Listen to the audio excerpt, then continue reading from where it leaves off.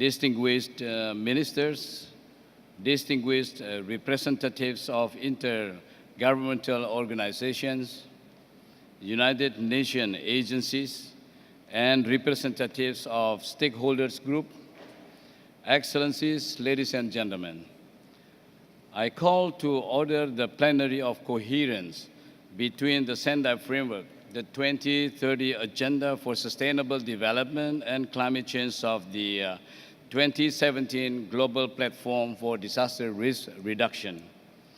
Let me take this opportunity to cordially welcome all of you to this session. My name is Willem Rampangile, Minister and Head of Indonesian National Disaster Management Authority. I'm honored to serve as your co-chair together with His Excellency, Mr. Manuel Bessler on my right, and State Secretary and Federal Council Delegate for Humanitarian Aid and Head of the Swiss Humanitarian Aid Unit and Vice Director of the Swiss Agency for Development and Cooperation. And on my left, Madame Madeleine Redfern, Mayor of Iqaluit, Canada. The topic of our deliberations this afternoon is coherence between the Sendai Framework, the 2030 Agenda for Sustainable Development and Climate Change. The summary of our discussion here today will be reflected in the Global Platform's Chair Summary, which will be presented at the closing ceremony. The Chair Summary will be submitted to the High-Level Political Forum on Sustainable Development to inform their deliberations on Sustainable Development Goals 1, 2, 3, 5, 9, and 14 in July this year. Before we proceed, my co-chair and I would like to make some introductory remarks on the theme of our discussion today.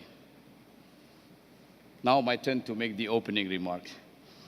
Distinguished ladies and gentlemen, in the last few decades, our world has seen more frequent natural disasters with increased severity.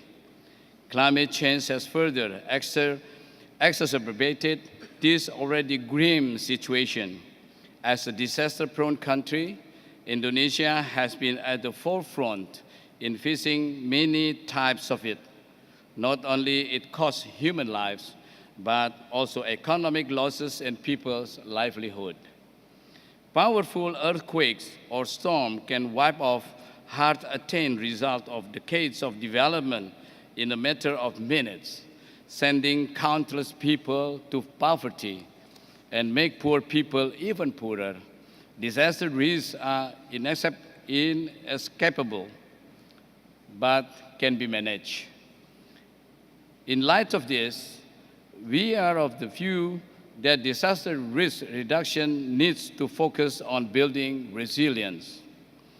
Building resilience is essential in preparing every community to better fight and recover from disasters.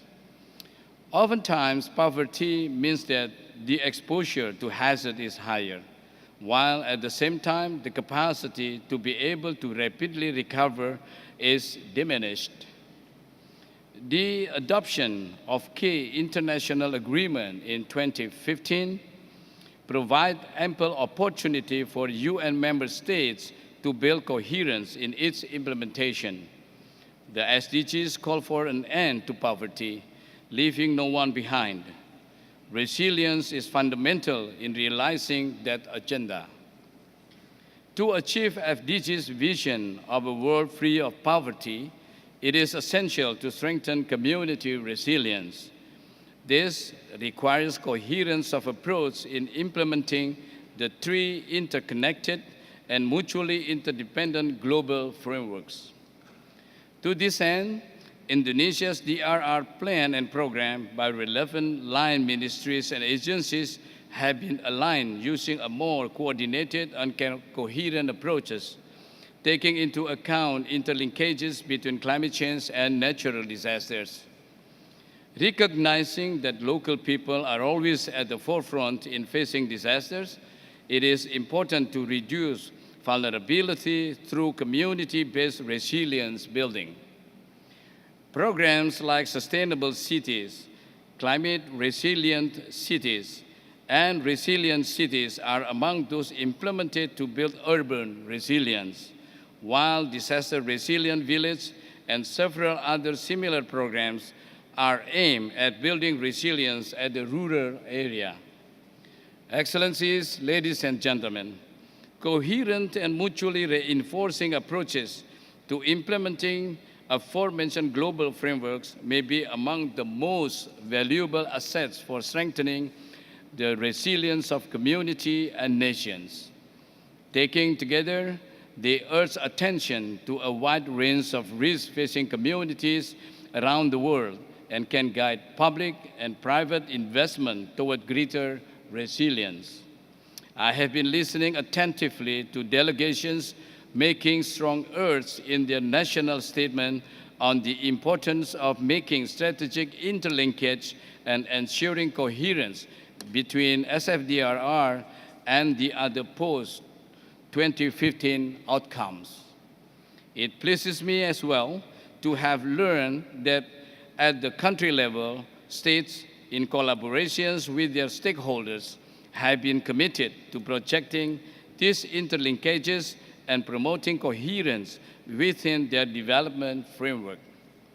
This session could therefore explore and deliver on how we collectively can translate the commitments and efforts in promoting coherence at the national level into a shared commitment at the global level.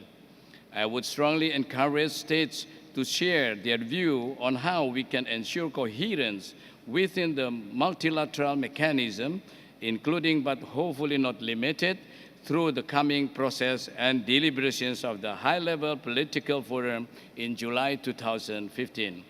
I now hand over the floor to my fellow co-chair, His Excellency Mr. Manuel Besseler. The floor is yours, sir. Thank you very much, Mr. Minister, and thank you for your introductory words that getting us started. Also from my side, a warm welcome to everybody to this panel that will actually be the last panel. I want to start with something that cannot be stressed enough. Disaster losses are basically development failures. Or to put it differently, reducing disaster risks is a precondition for sustainable development. Critical infrastructure for the purpose of transport, health, education, or also telecommunication must be designed in safe and resilient ways. If it's built in the wrong location or with the wrong materials, it will be damaged or lost.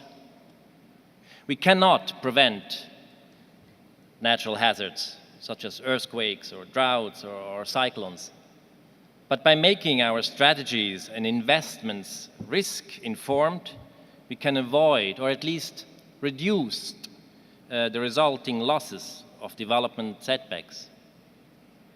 Of course, also Switzerland suffered and will suffer from losses from natural disasters. For instance, in August 2003, major floods in Switzerland caused damage of more than about $3 billion and heavy affected infrastructure, communication, roads, and agriculture.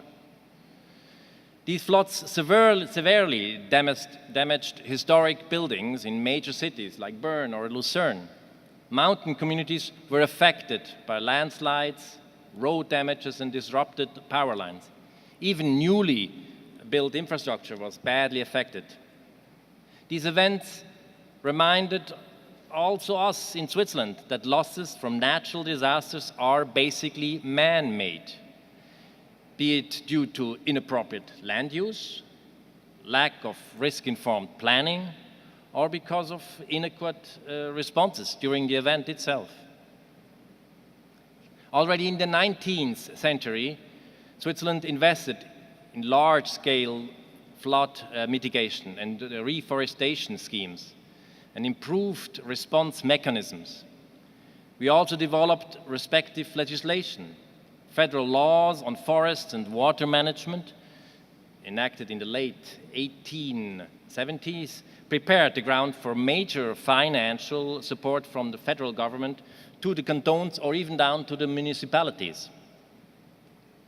But it was only in 1990s that Switzerland established a national platform on natural hazards, the so-called PLANAT. This platform brought together, but finally together, the long-needed shift from protection against natural hazards to the management of risks and to nationwide promotion of the mitigated risk management. This may have positive effects, or had positive effects. Natural hazard maps and risk information are now integral part of land use, land planning, and land policy. And in many areas of Switzerland, forests and stabilized watersheds protect towns and villages from landslide, avalanches, and mud flows. Today, Switzerland is in the privileged position to share its experience and expertise of water management with other countries, like Tajikistan, Bolivia, Pakistan. For instance, in Pakistan, in the Swat Valley, in northern Pakistan, 35,000 villagers benefited from a food-to-work scheme, which allowed them to build small dams, flood protection dikes, or stabilizing slopes. The program also succeeded in raising overall community awareness for the management of these risks. The positive results of these innovative schemes, which addressed food security, livelihood development, and disaster risk reduction, all in one, promoted or prompted the Pakistan government to introduce watershed management in other parts of the country and to consider integrating the approach into their national policies. Ladies and gentlemen, disasters are a driver of poverty. Experience at home and in our bilateral cooperation programs show that coherent implementation across sectors is key to risk reduction and to safeguarding of development gains. We are not going to succeed in poverty reduction if we do not mitigate disaster risk management and the climate dimension in what we do. Reducing poverty, natural disasters, and climate risk are all complementary efforts. This is why Switzerland made DRR one of the 3 cross-cutting priorities during the Agenda 2030. Those efforts paid off. DRR relevant targets can now be found in 10 out of 17 Sustainable Development Goals. We were also among the driving forces in the working group on indicators and terminology, trying to ensure that measurable and relevant indicators are developed. For precisely these same reasons, we believe that the high-level political forum, the HLPF, is a sustainable forum for future increased coherence between Sendai Framework, the Agenda 2030, and the Paris Climate Agreement. The HLPF also provides the great opportunity for member states to exchange best practices when it comes to implementing DRR locally. Much more, ladies and gentlemen, much more has to be done, but I think we are on the right track. And with the right commitment and mid-long-term view, we will getting there. Thank you, Mr. Thank you, Your Excellency, Mr. Manuel Bessler. Now I would like to invite Madame Madeleine Bredfern for her opening remarks and to introduce our esteemed panelists. The floor is yours, Madame. Hit the ground. Thank you, Your Excellency. I would like to acknowledge that we are on the traditional lands of the Indigenous people. I'd like to thank the UN and my Government of Canada for inviting me and allowing me to participate. I have learned a lot these past few days, And what I wanted to share with people is my observations and some key messages from those that I have heard who I would say have the most to share, the most to contribute, and yet are the most marginalized and the most vulnerable. Without a doubt, there is importance in having coherence between the Sendai Framework and the 2030 Agenda for Sustainable Development and Climate Change. But that coherence between two very, very important and much needed and necessary work still requires inclusion for both. It is not only to ensure that development is done sustainably and to reduce the risks and the harms, but as Robert Glacier, our special representative for the Secretary General, said in the morning session a couple days ago, people who are vulnerable because they are excluded. And they are too oft excluded in development. And yet, when harms and risks occur, they disproportionately are the ones who are impacted and affected. What I would strongly like to recommend and suggest is that if the most vulnerable are to continue or should no longer continue to be disproportionately affected, we must put them first, we must put them to the forefront in development plans and in the plans that we move forward in implementing the Sendai Framework. Earlier today, I was in a session where the representative for the disabled people spoke clearly, passionately, and without a doubt, the strongest message that I think has been said in this convention.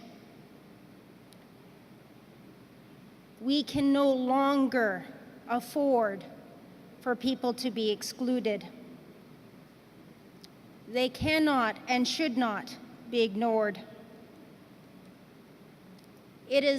We need to move beyond, as Gordon said the other day, just having them come to these sessions, whether it's the disabled, the youth, the women, or the Indigenous, begging to be remembered, to be included, and that is their only contribution to the convention, is to that message alone. We need to move beyond words, as Carlos said, and into action, where they fully participate in the main sessions. There is so much to contribute. There is so much knowledge. There's so much passion and desire. We cannot ignore it. We should not ignore it. Where I'm from, which is the land of snow and ice, far, remote, and rural, where even most people in my own country don't even know where I live, I'd like to use the analogy that it is time to flip the iceberg. We start off by including the vulnerable not as an afterthought in development or in our DDR plans, but that we also make these engagements, whether at the local, regional, national, or international level, more accessible. We give them more time. We put them at the beginning of the agenda. We ensure they're on all sessions. We accommodate by the physical space. We accommodate by their contributions on panel. We accommodate them by putting them at the front of the room. And we start off with them, because I can promise you that in every single thing that we do as a majority nation state, I'm not worried about the majority. They will always be heard. They will always manage to get their issues and their contributions as part of any plan. So in closing for now, for my introductory remarks,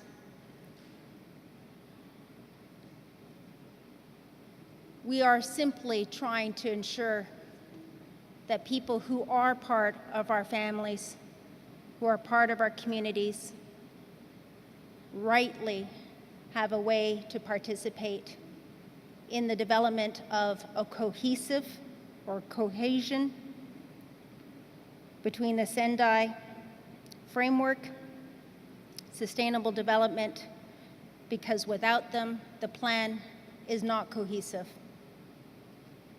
Thank you.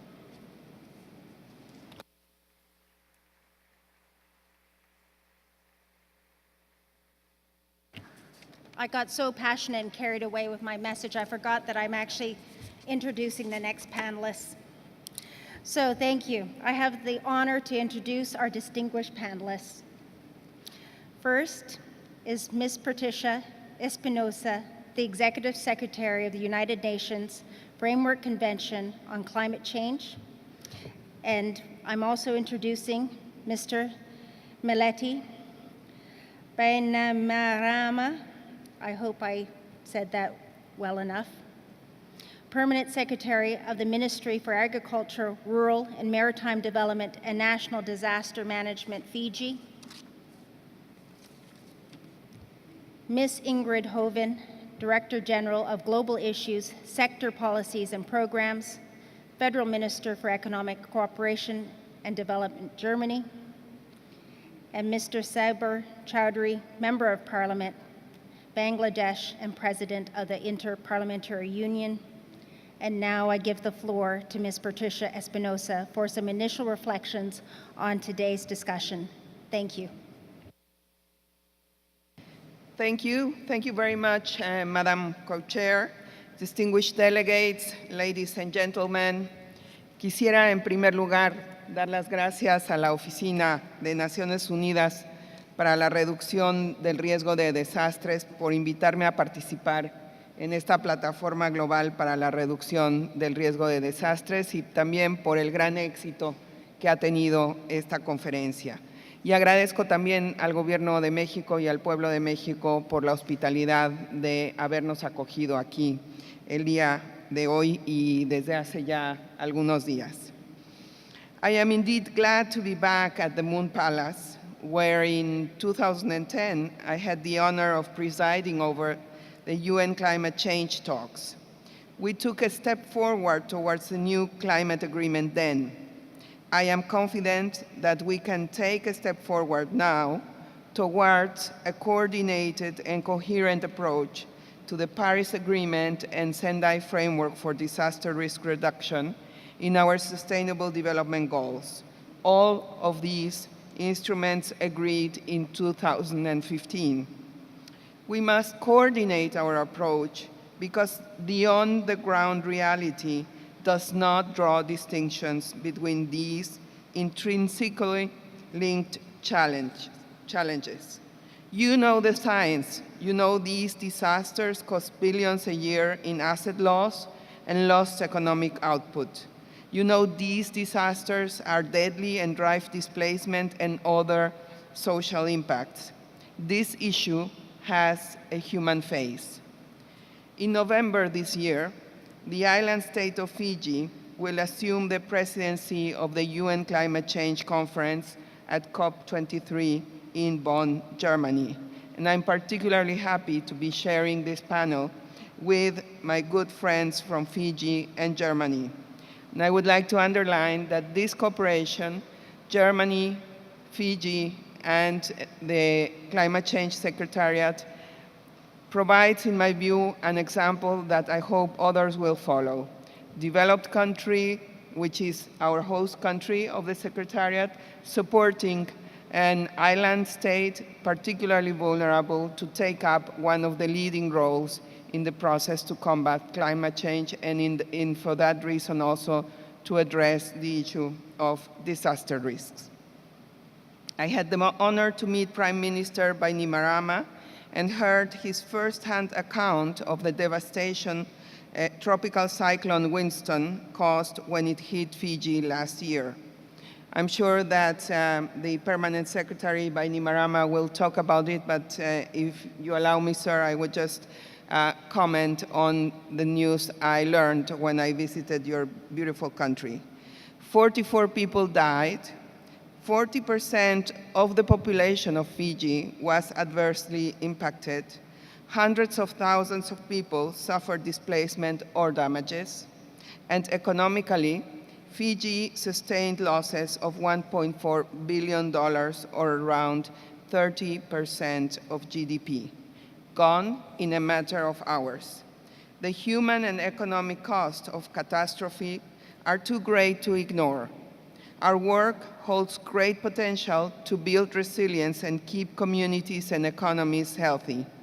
For sustainable development, reducing risk is imperative. Fortunately, in 2015, governments of the world laid the foundation for action. The three 2015 agreements reinforce each other and open multiple avenues to act. Climate action reduces risk at the root cause by curbing emissions and providing support for adaptation to climate impacts. Disaster risk reduction builds resilience by empowering vulnerable communities on the front line of climate impacts and other environmental pressures. Integrating these agendas can truly transform reality. Planning for development must consider climate and seek to reduce risk. Understanding risk from disasters and other climate impacts must be our focus. Institutions must be stronger and investments must move us closer to low-emission development and resilient societies. For the climate change process, implementation is an opportunity to take these steps as countries look to fulfill their contributions to the Paris Agreement. This global platform is also an opportunity. And to seize these opportunities, we must work together towards the Sustainable Development Goals. With all the danger we face from climate-charged disaster, we cannot give in to the danger of staying in our silos. I encourage each of you to embrace this integrated approach in the role you play. Many resources and support mechanisms have been put in place, and it is easier than ever to take action. We must do so with the well-being of people at the center of our work.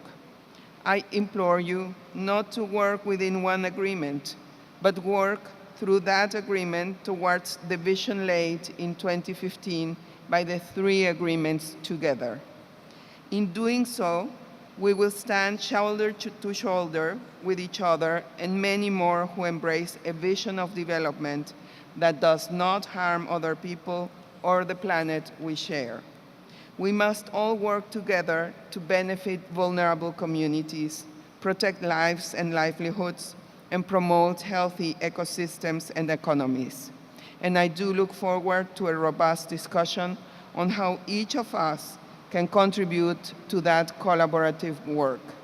Together, we can turn the promise of 2015 into a better world for every community in every country.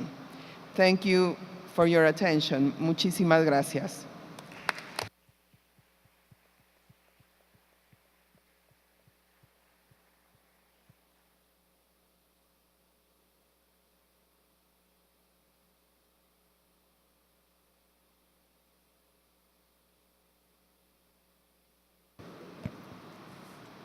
Thank you, Ms. Patricia Espinosa.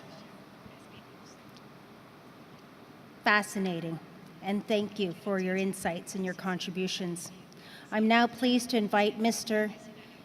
Meledi Banimarama to share his thoughts on this important issue as well.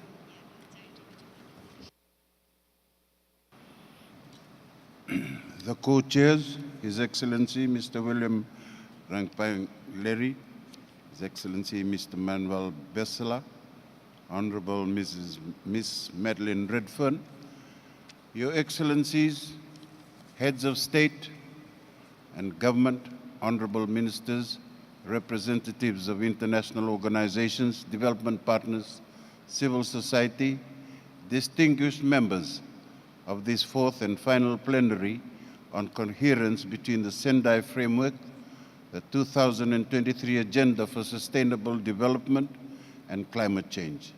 Ladies and gentlemen, please allow me to first convey the greetings and best wishes of my government, the Fijian people, and also to warmly convey this in the most genuine and caring Fijian way, Nisambula. As I understand from the concept note of this plenary, resilience is the end goal in the journey to achieve the collective commitments and common objectives that we as concerned developing, least developed, and most vulnerable states jointly set and agreed upon under the Sendai Framework for Disaster Risk Reduction, the 2030 Agenda for Sustainable Development, the Paris Agreement on Climate Change, the Addis Ababa Action Agenda, and the New Urban Agenda, to name a few. At country level, Fiji earnestly supports and is committed to the shift from disaster management to disaster risk management. This shift means prioritizing attention and directing national effort and resources towards disaster preparedness from disaster response, which is at the heart of the Sendai Framework for Disaster Risk Reduction 2015 to 2013. The innovative policy direction and related implementation strategies articulated and resolved from the series of stakeholders, consultations, and intergovernment negotiations for 3 years from March 2012 to March 2015 are indicative of the strong emphasis placed on this shift in focus at national, regional, and international platforms to make a significant and lasting impact on this planet.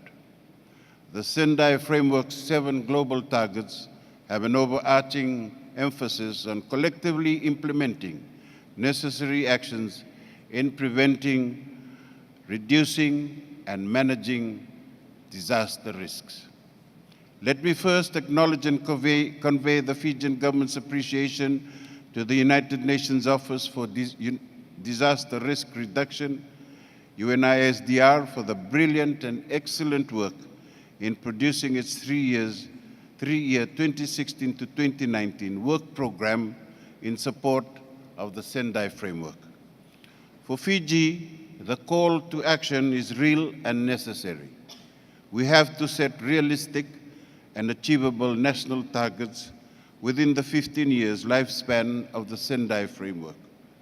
Consistently believing in ourselves and firmly committed to its guiding principles to progressively achieve its stated outcome and goal. So we first have to start with ourselves, our people, our community, our environment, our resources, our assets, and livelihood. In the interest of time, I will briefly reflect on key disaster risk management initiatives implemented across the country that have not only strengthened our resilience level, but also demonstrated that we can be stronger than Winston, the Category 5 tropical cyclone that ruthlessly devastated most parts of Fiji in February 2016. As a public servant with a critically legislated role of being the disaster controller during the nationally declared emergency period, it is my statutory responsibility under the National Disaster Management Act to ensure that the government and citizens are regularly kept informed and advised on the extent of losses and damages caused by any natural disaster, like TC Winston, to public infrastructure, communal facilities, private and public assets, and investments, agriculture, education, health, and tourism sectors, trade and the livelihood of the most vulnerable among the Fijian population. The social and economic losses to Fiji from TC Winston were extensive and certainly beyond our purse strings for humanitarian and relief efforts. Rehabilitation as well as recovery work, which is still in progress. For those of you who had the time and opportunity to briefly visit, browse through documented materials, as well as glance at visual evidence of Fiji's experience during and after Winston at the Pacific Asia side event, can imagine how Fiji has managed to bounce back, determined to steadily mobilize all support and assistance offered for rebuilding our affected communities. Achieving the outcomes and goals of the Sendai Framework for DRR, the 2030 Agenda for Sustainable Development, and the Paris Agreement for climate change is a shared commitment, for we cannot do it alone. As a state party to all these international instruments, Fiji therefore needs your support, cooperation, and mutual assistance of national, regional, and international partners to build and strengthen resilience, minimize disaster risks, and reduce vulnerability to climate change. The national government, in receipt of assistance for beneficiaries of bilateral and/or multilateral cooperations and partnerships, is duty-bound to ensure that coherence is forged with mutual coexistence to strengthen, enhance, and raise resilience levels of vulnerable communities in adapting or mitigating both natural and man-made disasters. Coherence is the way forward to effectively plan and efficiently implement international and regional agreements within and across national boundaries. The shift in managing disaster risks, as evident from Fiji's recent community-based initiatives, national policies, and related actions and resources mobilization are evidence of the high level of commitment and attention given to disaster preparedness and risk management.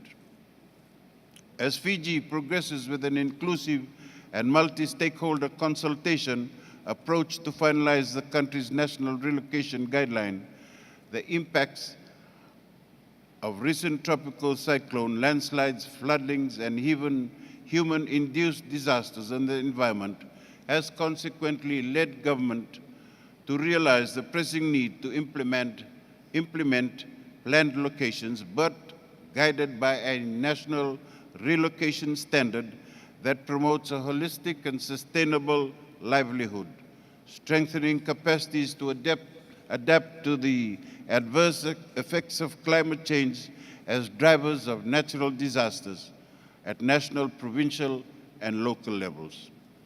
The alarming statistics revealed on internally displaced individuals, families, and communal groupings prevalent in affected communities following the tropical cyclone Winston has prompted the Ministry of the National Disaster Management Office with other key stakeholders to seriously begin dialogues on integrating risks management to all project planning and construction phases of affected rural and outer island funded programs.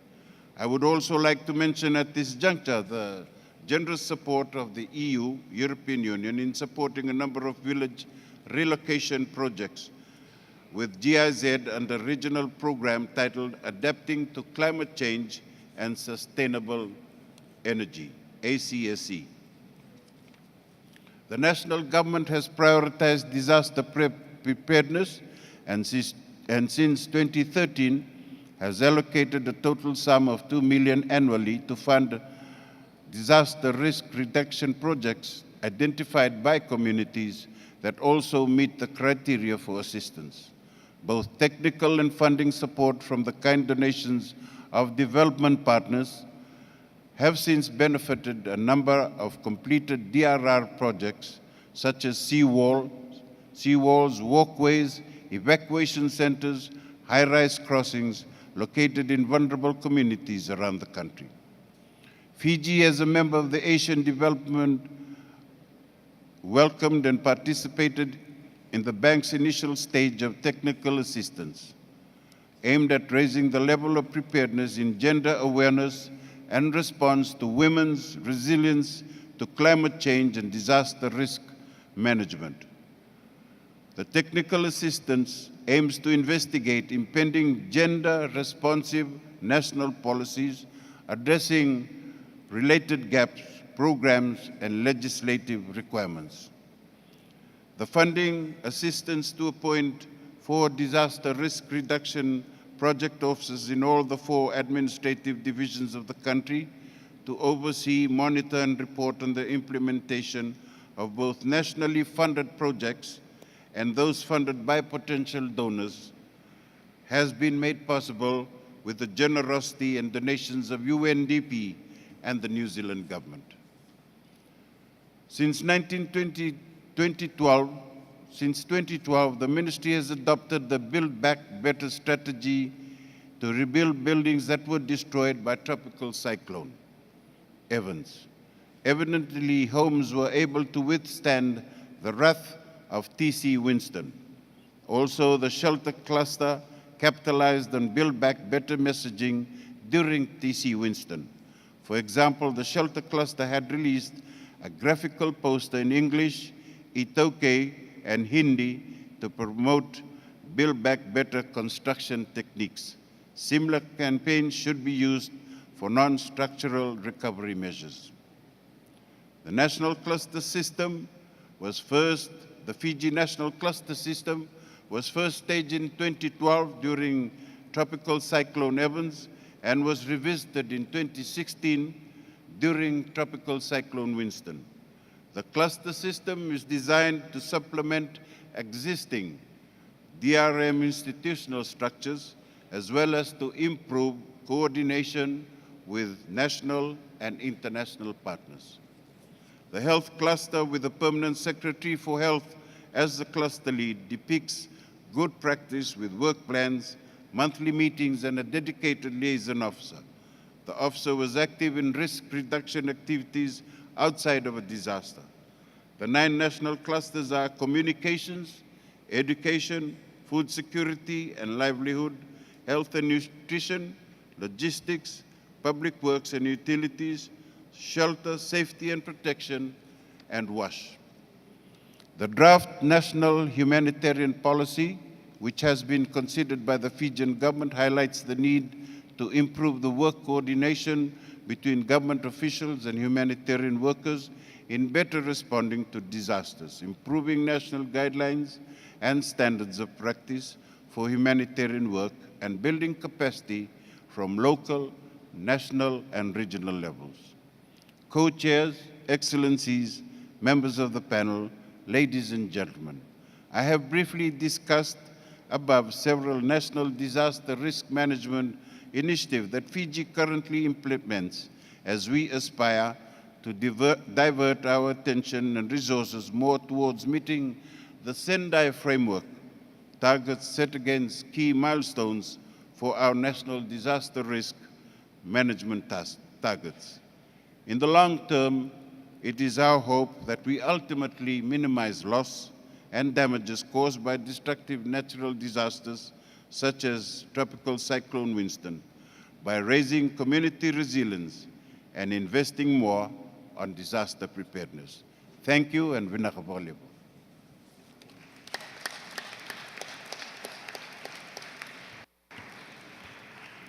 Thank you, Mr. Meleti Banumarama. I now invite Ms. Ingrid Hoven to share her perspective.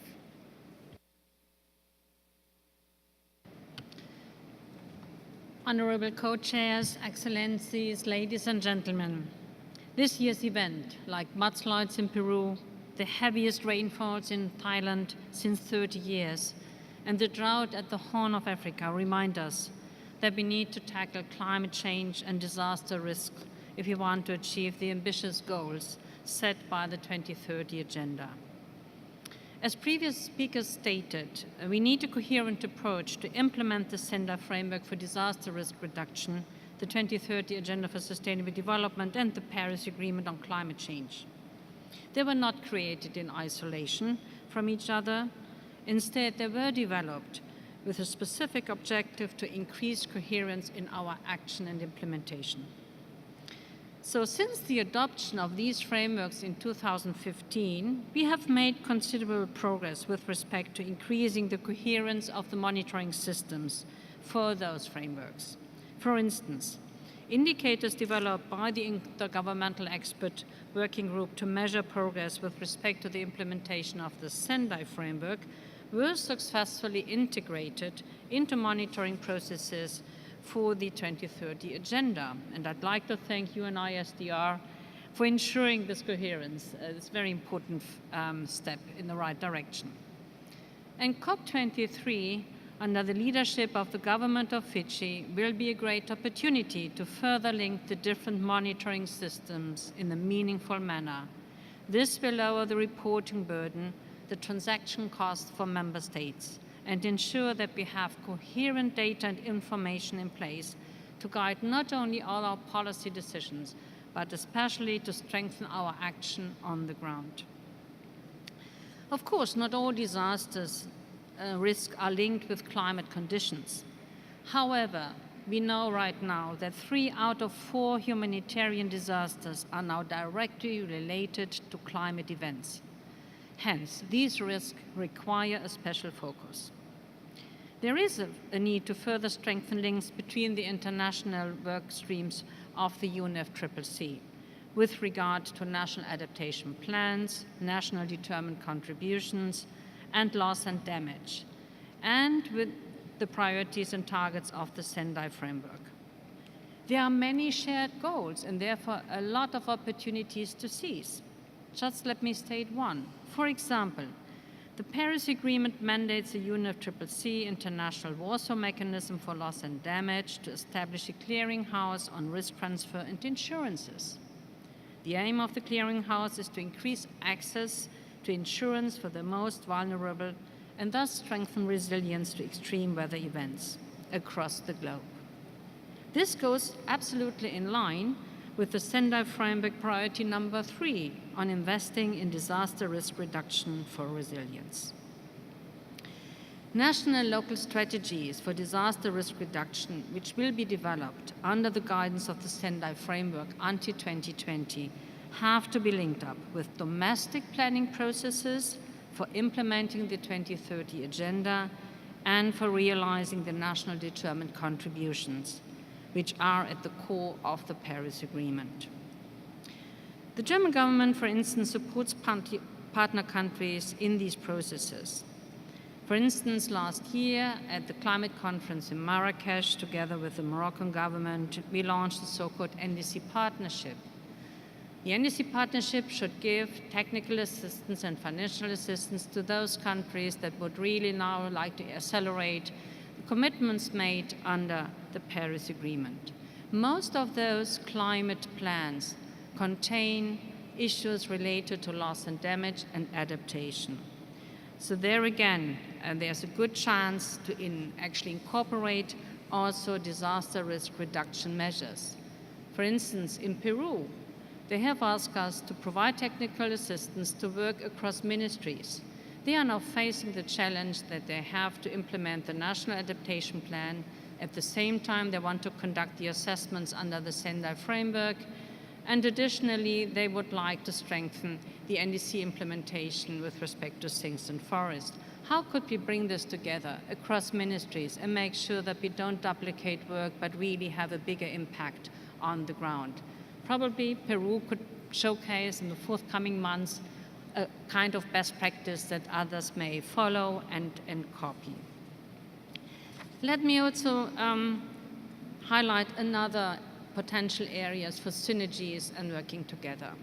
Good strategies and plans are important, but they can only be implemented if the necessary resources are available. In 2040, the international donor community has capitalized the so-called Green Climate Fund under the Climate Convention. If you look at the portfolio that has been approved this year in 2016, around 27 programs passed the board, you will realize that more than a third actually contains specific action for disaster risk reduction. So there again, I think this is a promising avenue that we can factor in and mainstream important issues of the Sendai Framework into a financing operations that are much more related to the Climate Convention, but it serves the same purpose.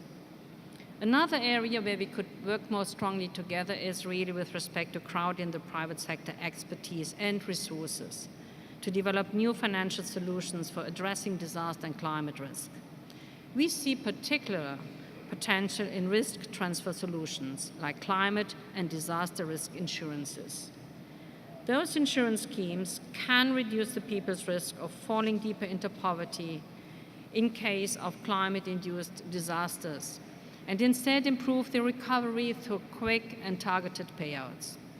We know that insurance is not the silver bullet for all kinds of risk reduction, but insurances give risk a price tag and thereby create knowledge and awareness among key stakeholders. They are very important to set incentives for adaptation and prevention measures on the ground because those measures can lower cost and increase actually the cushion for vulnerable communities. In a nutshell, I think we have embarked on a journey to strive for synergies across the different frameworks. Quite frankly, I think if you follow the principle that we want to implement a people-centered approach, and this principle is actually embodied in all the frameworks, including the Paris Agreement, we are going to realize when we look at what has to happen on the household level, that at this level actually all the different frameworks converge naturally because it's about the resilience of people and their livelihoods. Thank you.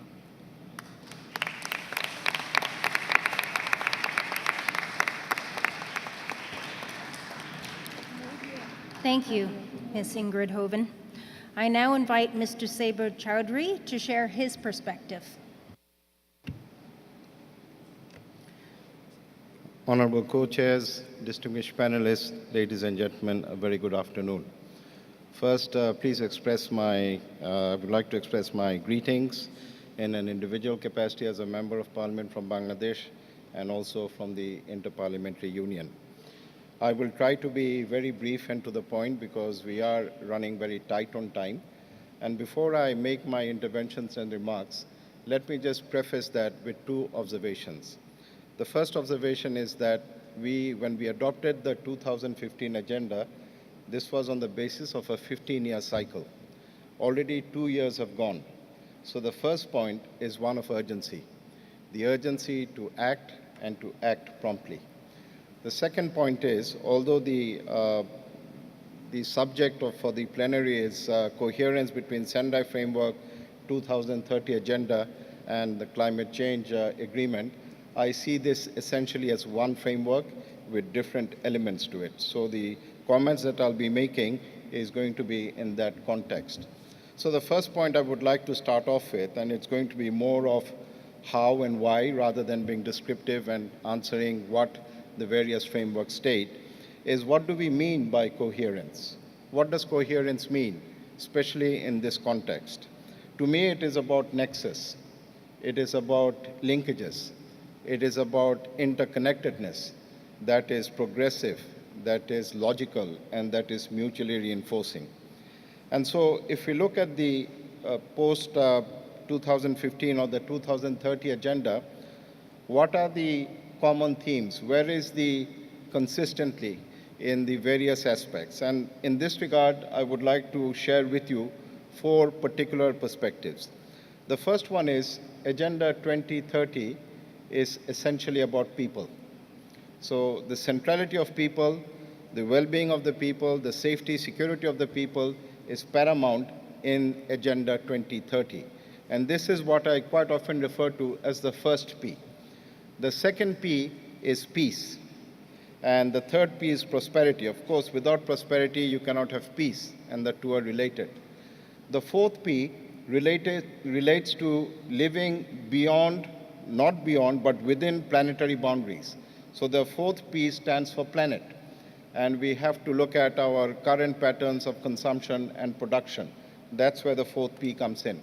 And the fifth P is about partnership, which is also what the global platform is about. It's about partnership across the board, between government, between the private sector, between parliamentarians, civil society, humanitarian agencies. So these are the 5 Ps.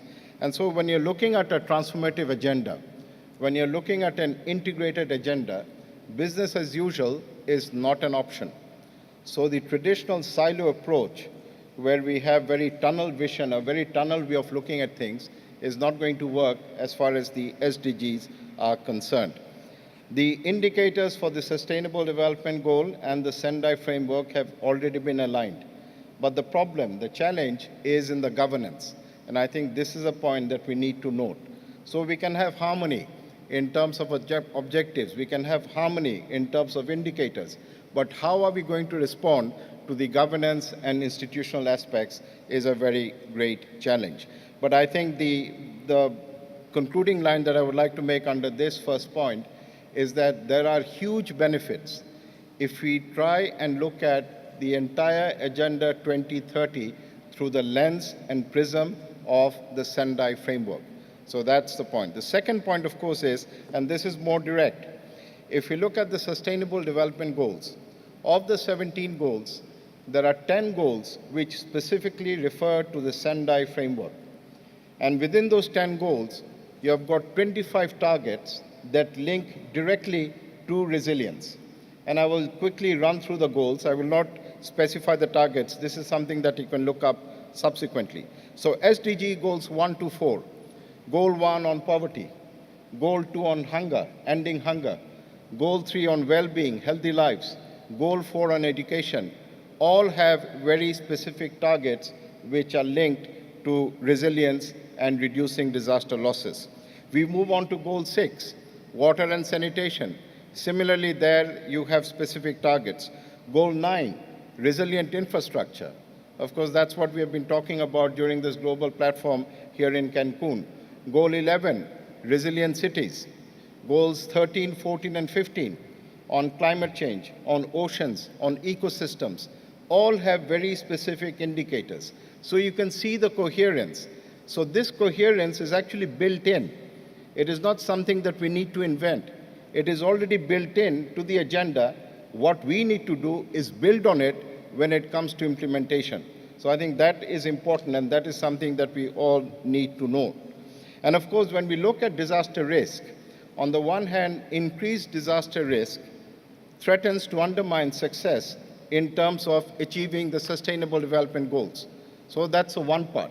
The other part is, if we can put in place mechanisms, if we can apply disaster risk reduction principles, then of course it improves the success or the possibility of success of the SDGs.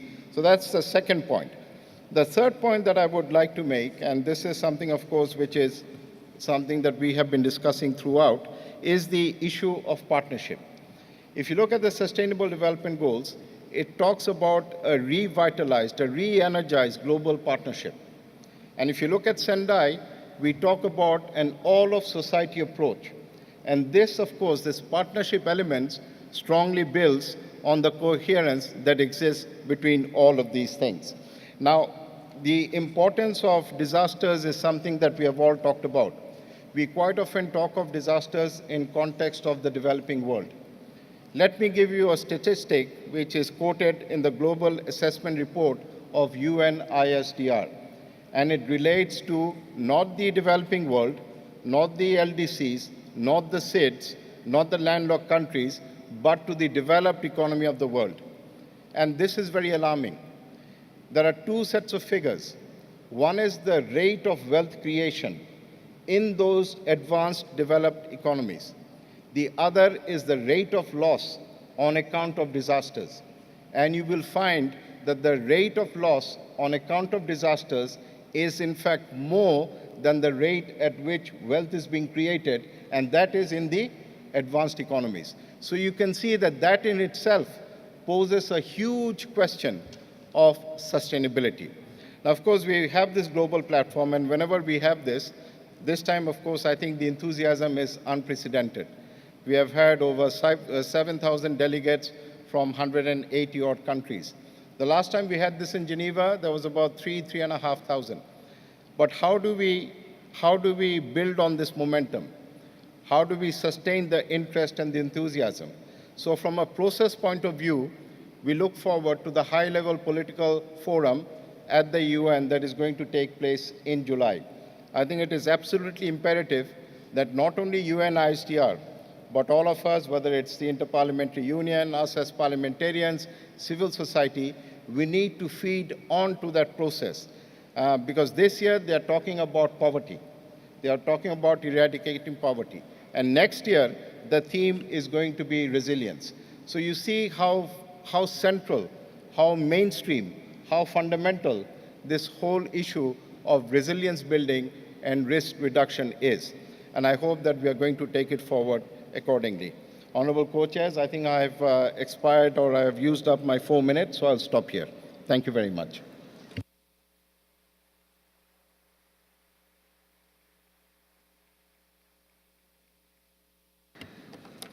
Thank you, Mr. Saber Chowdhury. Thank you to all our participants for opening today's discussion and introducing some very interesting perspectives. Allow me to delve a little deeper into the subject with some questions for our panelists. My first question is to Ms. Patricia Espinosa, the Executive Director of UNFCCC. As you know, your organization has set records for ratification of the Paris Agreement and has moved swiftly into implementation. May I ask you, what would be the action you would encourage to take to achieve coherence between the Sendai Framework and the Sustainable Development Goals, as well as the Paris Agreement? Thank you, Madam Co-Chair. The first comment I would make is that I don't believe there is one single recipe for every country and each reality. I think we have to be very mindful of the fact that countries have different needs, have different circumstances, not only in terms of the stages of development, but also the risks that they face and the characteristics of their society. So everything has to be country-driven. Any effort has to be country-driven, and we need to pursue a very big and robust sense of ownership by the communities of the processes that are put in place. Secondly, I do believe we need to have leadership at the political level. We really need to have a clear guidance on the need to put in the center of any development process, any development policy, these objectives. Without leadership, it's very difficult to generate the synergies that are needed in order to make of these agendas really part of the mainstream of development policies. We need to, I would say that it's necessary to put in place a process for development planning where the commitments under the Sustainable Development Agenda, under the nationally determined contributions in the Paris Agreement, the adaptation programs, and the goals established under the Sendai Framework are the ones that give guidance. So we need the finance and planning ministries to be very well aware of what those goals and what those commitments by their own governments are, and to take them into account while defining priorities and assigning budgets as well. And this process of development planning has to be made with a broad participation of all areas of government, all areas and all levels of government, the national, the local, and the community level as well, with participation of parliaments, with participation of private sector, of science. This has to be a process where really the society as a whole needs to take part, of course with different modalities, and that will depend a lot on the situation of each country. But we have heard today also some interesting examples, for instance, in Switzerland, of a very broad participation. And this has generated the sense of ownership. It's important that communities, people, individuals really feel that this is their agenda, and this is why they are willing to accept some additional commitments. And as a result of that process, countries should be able to put in place public policies, generate laws that encourage this transformation, and establish an institutional framework that allows them to, that provides the governance for all these policies and actions. So I think this is, as you see, I see the process of implementing all this agenda rather as a movement that has to take place, where we see a deep transformation of our societies. It's not one or two or three actions, it is really a movement for transformation. Thank you, Madam Co-Chair. Thank you. To Mr. Mileti Bainimarama, Permanent Secretary, Ministry for Agriculture, Rural and Maritime Development, and National Disaster, Fiji. Fiji has stepped up to lead the 23rd Conference of Paris to the UNFCCC. Fiji has pioneered an approach to coherence across international agendas.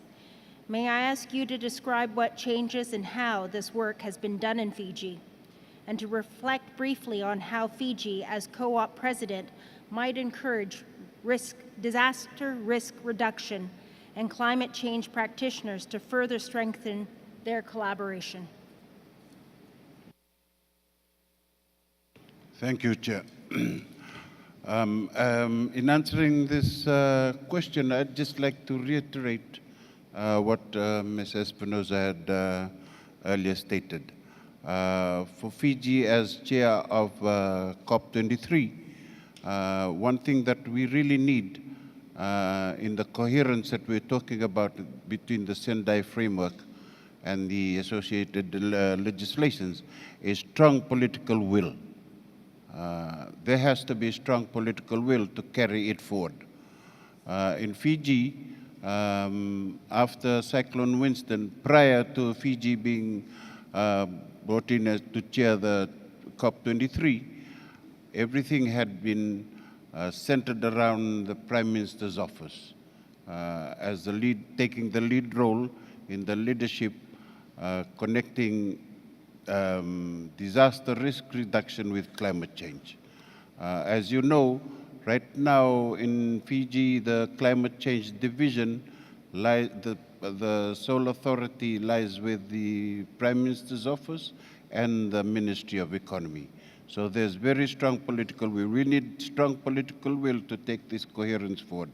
And it has to be, as my colleague from India, Mr. Chaudhry, has said, the interconnectedness that is progressive.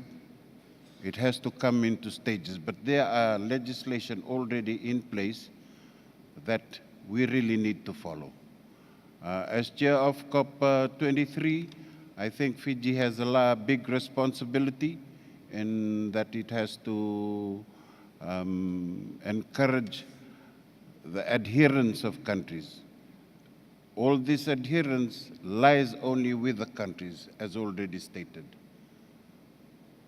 It only depends on the countries and how they adhere to the frameworks that we have talked about. Thank you. Thank you. And to Ms. Ingrid Hoven, the Director General of Global Issues, Sector Policies and Programs, Federal Ministry for Economic Cooperation and Development, Germany. Germany has played an important role in promoting coherent and mutually reinforcing approaches to disaster risk reduction, sustainable development, and climate change domestically and through international cooperation. Can you share your vision for what this means in practice and how you see implementation of the Sendai Framework supporting delivery of the Sustainable Development Goals? Perhaps focus on any of the goals that will be addressed in the high-level political forum this upcoming year. Thank you, Chair. Indeed, the high-level political forum actually provides us with a unique opportunity this year, this very specific juncture of implementing those frameworks. First, I would like to support the point made by Mr. Chowdhury that we could gain a lot from viewing the 2030 agenda through the lens of disaster risk reduction. And also our co-chair from Switzerland has underlined the importance to mainstream or to take this as a cross-cutting issue, DRR, for the whole implementation of Agenda 2030. And in view of this, and I fully support these statements, I think that I'm very delighted that the outcome of this conference is going to be fed into the discussions of this year's high-level political forum for sustainable development, which is going to tackle issues of poverty reduction. On the other hand, I think it's again important that by providing this message, delegations understand that implementing the Sendai Framework really not only helps to reduce the risk of disasters and their negative impact on people's well-being, but actually that disaster risk management can in fact be considered a policy reduction policy. So this is not something apart from a normal development planning exercise, but this is core and center if you want to sustain the development gains of the past and of the future. So I would like to stress that there is a relation between poverty and disasters is mutually reinforcing, actually. Poverty reduction policies make people less vulnerable to natural disasters, and disaster risk reduction, actually, policies and management activities actually increase the possibilities of reducing poverty over time in a sustainable manner. My third point, so I hope that this message comes strongly across the HLPF in New York and shapes a new thinking and really with respect to implementation. My third point is respect what would we expect from member states and participating agencies and organizations at the HLPF.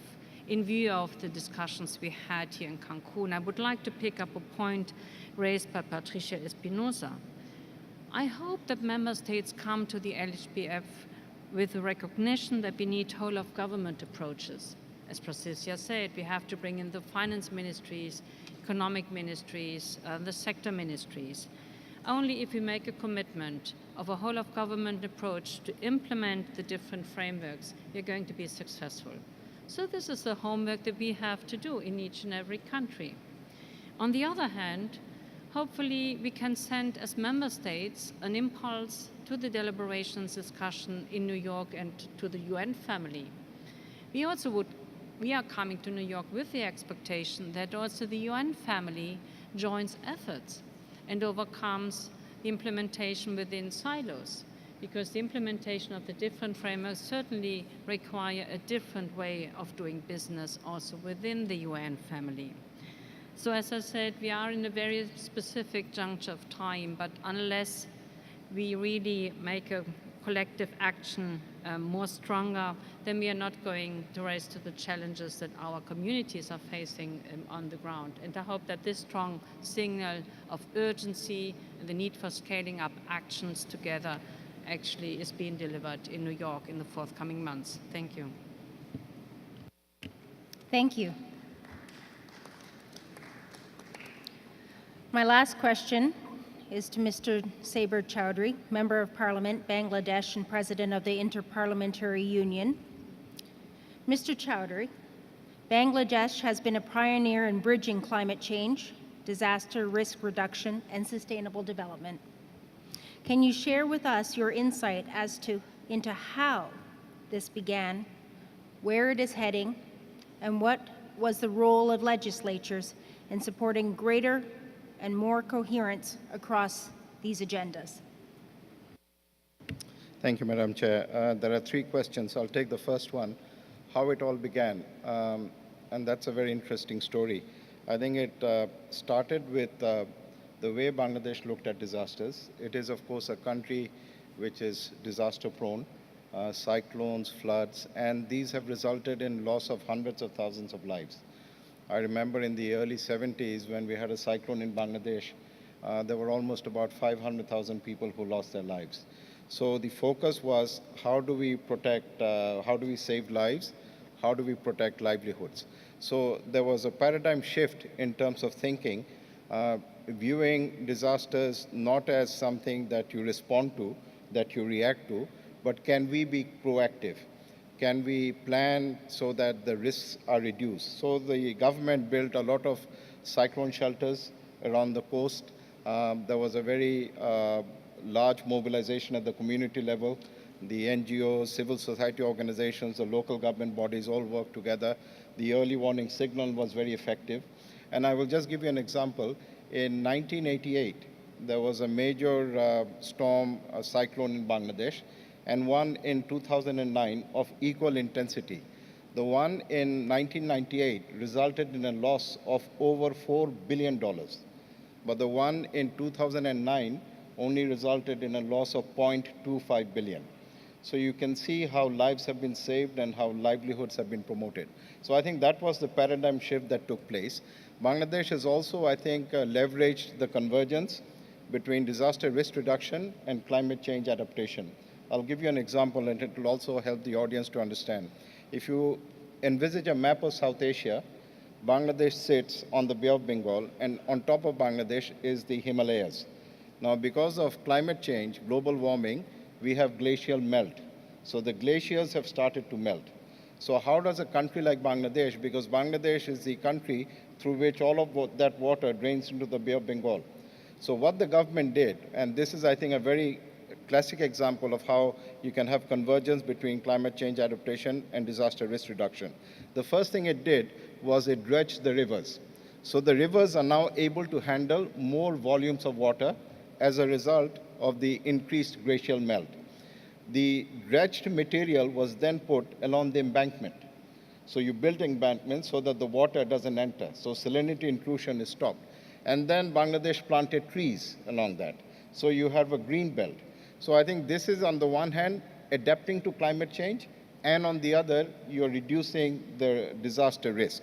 So that has worked very well. And I think the other important part, which Patricia also mentioned, is we have had very strong leadership.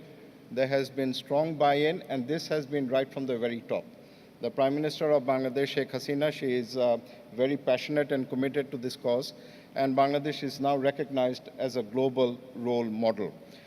Looking to the future, we have a new model. The 169 targets from the 17 goals have each been identified, and they have been assigned to a ministry. So some ministries have more goals, some have less goals. So you remember I talked earlier about the problem with coherence in governance.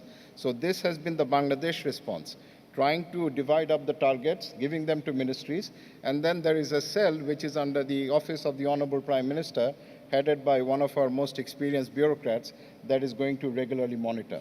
I'm not sure whether we can go to total coherence in terms of having a single ministry that oversees the entire process, but that is going on. Now, in terms of the parliamentarians, I think we have been more involved in terms of advocacy. There is a new legislation on DRR, and what we really talked about is that when you spend money on risk reduction, it is not a cost, it's an investment. What you invest today is always going to be less than what you have to spend tomorrow in terms of responding to a disaster.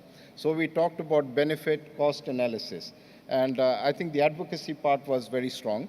And the final point that I wish to make is this is really a very powerful example of a country which has embraced coherence, which has promoted convergence, and it has reaped the economic benefits. Bangladesh is now one of the fastest growing economies in the world. It is on track to be amongst the top 30. It has consistently achieved 6 to 7% growth in GDP, and I think it is no coincidence that it has been able to do that. Of course, there are other factors, but I think this coherence and this convergence is one of them. Thank you.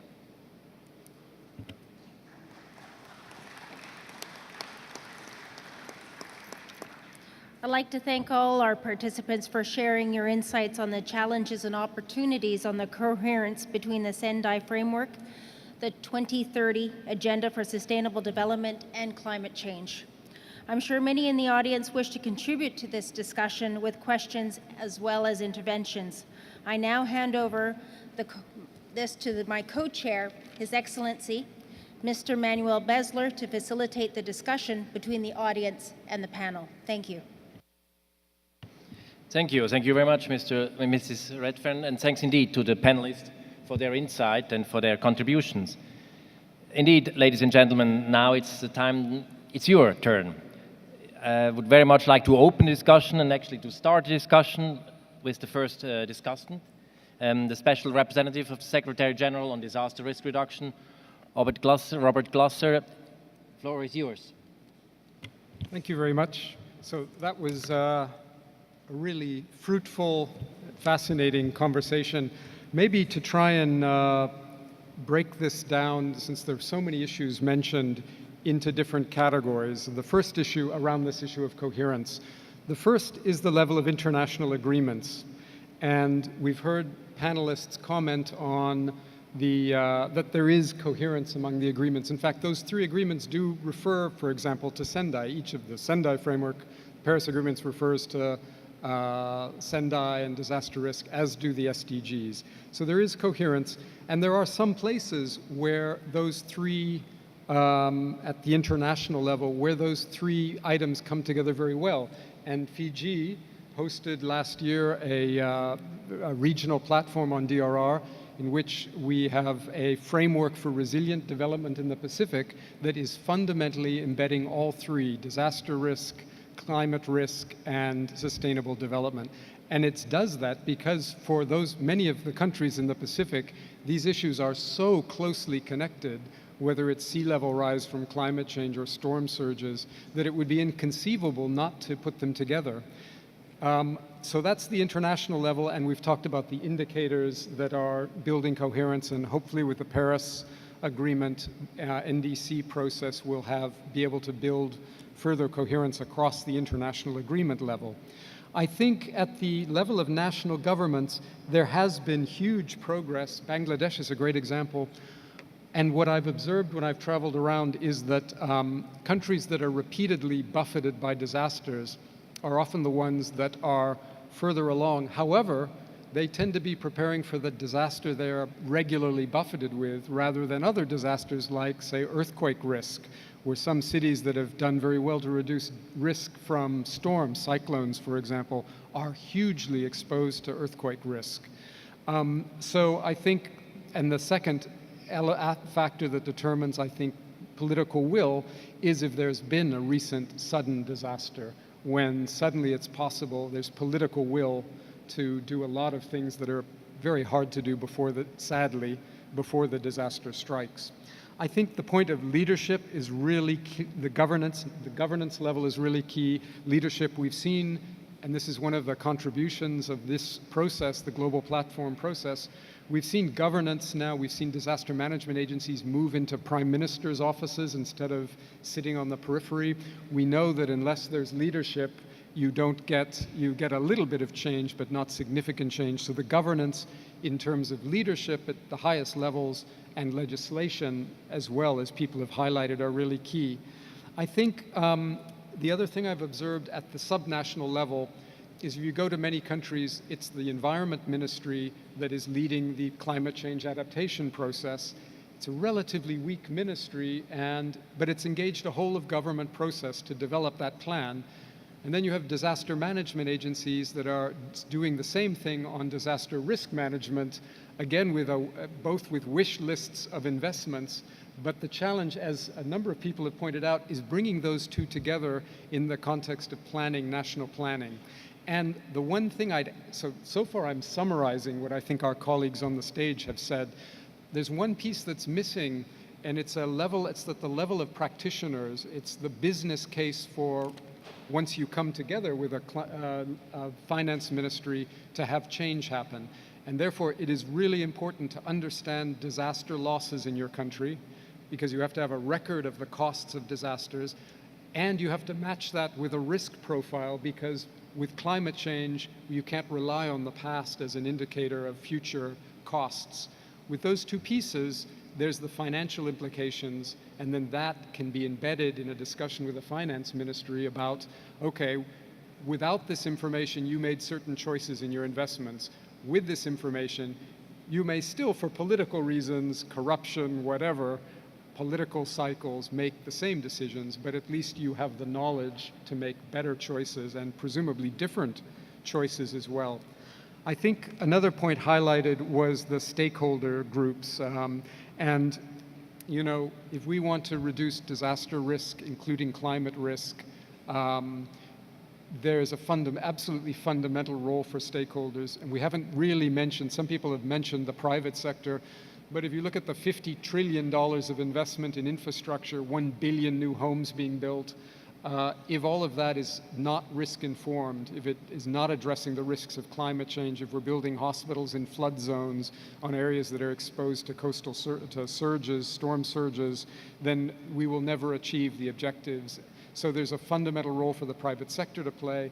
And similarly, at the level of communities, absolutely, this is where disasters hit. And so a number of colleagues on the stage have mentioned the human face of disasters and of climate risk. And that is really a key fundamental. It should be the main reference point for everything else that's happening in terms of what difference is this making? Is it building greater coherence, actually effectiveness, because coherence doesn't make sense, as we've said, at that level, effectiveness in terms of communities and the resilience of communities to these shocks. So I think the fundamental question for UNISD are, I guess I should, two other quick elements. Donor countries, because there's also a requirement for coherence. Our colleague, the permanent secretary, mentioned the Asian Development Bank. If the donors themselves lack coherence, and this is a bit of a chicken and egg problem, sometimes donors are responding to what they're seeing from member states. And so if the member states aren't coherent, then the requests come incoherently through the planning ministry to the development ministry. So, but donor states themselves need to begin integrating these things as effectively as possible. I guess finally there's coherence in the UN system as a whole. And we are committed, the Secretary General Antonio Guterres has made prevention a key hallmark of the UN's, of the reforms in the UN and the reference point for UN action. Prevention of conflict, prevention of disasters as a result of climate and other natural disasters and there is a process in the UN system, a fundamental reform process underway that will reflect this, as well as a plan of action with performance indicators, the transparent performance indicators to improve coherence around disaster risk and climate risk across all the UN system. It's a long way to go, but it's a start, and it's a very important start. Thank you. Thank you, indeed. Thanks. Thanks, SRSG. We will give afterwards the floor back to the panel, but before doing so, I would like to ask you for your statements, for your comments, for your questions, be it to the panel, be it in general, to the topics that were addressed during this discussion. In order to make yourself known or seen, you have those who sit in front of a table, a button where you can push, or then you just raise your hand and the microphone will be brought to your place. Please, given a bit of time management, keep your questions or statements to 2, max 3 minutes, so that we can have the opportunity for everybody to express him or herself. we have a first question or a first comment from science and academia. Where are we? Hello. Can you wave that we see you? Yes, here we are. Okay, please go ahead. In fact, this is from Children Youth. Hi, my name is Hiro from the United Nations Major Group for Children and Youth. Thank you so much, panelists, for your comments. It's echoing, but it's okay. Great. So, I would like to build on the point that Robert mentions. That I would like to go into the local level of coherence. Bearing in mind that Sendai is one framework that local government is taking on, they have a lot of other agenda that they need to tackle. We need to think about how to create the coherence at the local level as well, which needs the will, political will, and the support from member states and the UN. And it is critical that, bearing in mind the HAPF coming up, the National Voluntary Report will be the key instrument to make sure the accountability, as well as the reporting by member states, how we can include the local level of implementation action. And also Target E speaks about local strategy, and its reporting will be the key. So I would like to ask, how can we create the vertical integration of a governance and the creation of vertical coherence by integrating local DRR action plan as well as its reporting with SDG implementation, with its urban and the territorial dimensions, as well as new urban agenda into the National Voluntary Report. And I think resilience will be the key theme to bridge these different frameworks into the one single reporting. So I'd like to get your wisdoms, how can we move forward with these different frameworks, but at local level implementations and reporting. Thank you very much. If you have your questions or comments, and you might address also certain members of the panel, please say so, so that we can direct you or then direct your answer respectively. Again, the panel will have the floor afterwards. We'll take 2 or 3 other questions or comments, and then go back to the panel. I see Guatemala. Please, Guatemala. Gracias, muy amable. Jorge Ruiz, de Guatemala, miembro de la Alianza por la Resiliencia y de Wetlands International.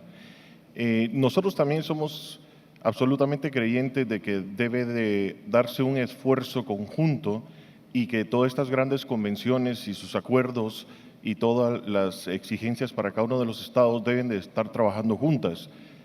Veo también en algún momento que una de los acuerdos o de las convenciones que pudiera sumarse también a estos esfuerzos es la Convención de Biodiversidad, y ya tuvimos hoy también la participación en una de las charlas aquí en el plenario, y compartirles rápidamente, tal vez como una pregunta al señor Glaser, si está también pensado incluir totalmente la Convención de Biodiversidad dentro de esta persecución, y contarles rápidamente que en Guatemala hemos establecido con la Alianza por la Resiliencia una agenda estratégica interinstitucional para poder trabajar con las entidades de reducción de riesgo de desastres, biodiversidad y el Ministerio de Ambiente, y sentarnos en la misma mesa, lo cual ha sido bastante difícil, pero bastante bueno también, porque hemos logrado muchas cosas. Muchas gracias. Thank you indeed, Guatemala. We take Samoa and then Cambodia, and then we come back to the panel. Samoa, please. Thank you for the opportunity. I think this has been a very useful and also an eye-opening session. Mine is not a question, it's more a comment or an observation. I think all these global frameworks the Sendai, the 2030 Development Agenda, the Paris Agreement. I think they're all important global frameworks.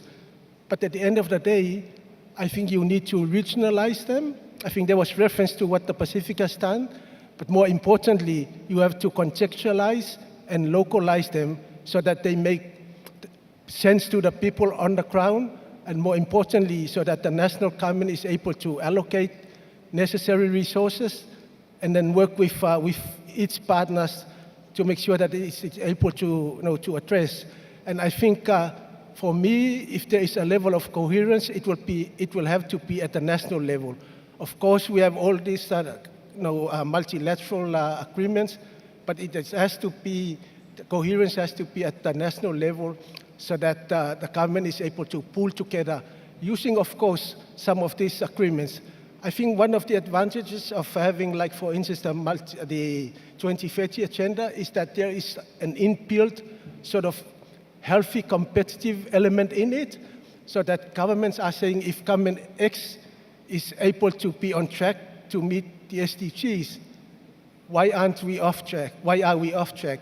So it's sort of positive, but I think for the way Samoa looks at it, at the end of the day, you need partnerships, because whether it's SDG 1 or 10 or 13, there is no way you can go it alone. You will always need partners to help you try and achieve those. So I think well, in our case, we have tried to mainstream and integrate the different SDGs and the different agreements into our own national strategy for development. I think it was ideal for us because we only did the 5th one last year, so we were able to incorporate those that were approved or at least endorsed by the international community in 2015.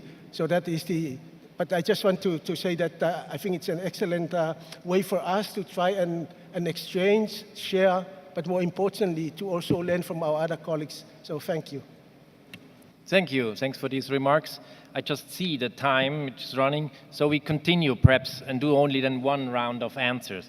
We had Samoa, now comes Cambodia, and then Tonga. Tonga, please, Cambodia.